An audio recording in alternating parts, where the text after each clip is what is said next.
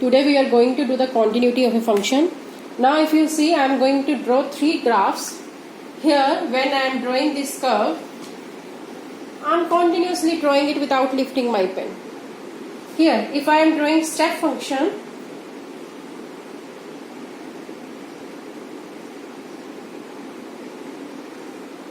every time I have to lift my pen to draw this.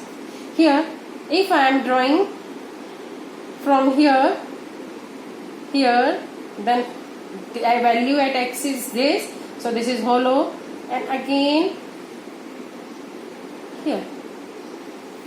So in the first graph I have drawn this function without lifting my pen, so this is a continuous function. If I don't have to lift my pen while drawing, then it is a continuous, but here I have to lift every time to draw these steps. So this is discontinuous function at every integral value.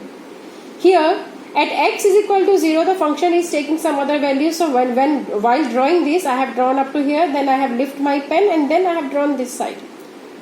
So this function is continuous, these two are discontinuous.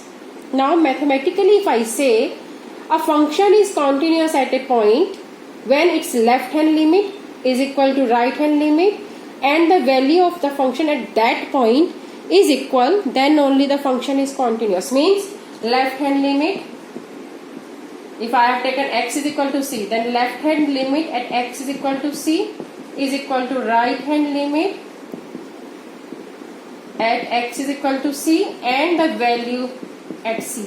If these three values are equal, then only the function is continuous at a point. Now I have written here in domain also, in an interval also.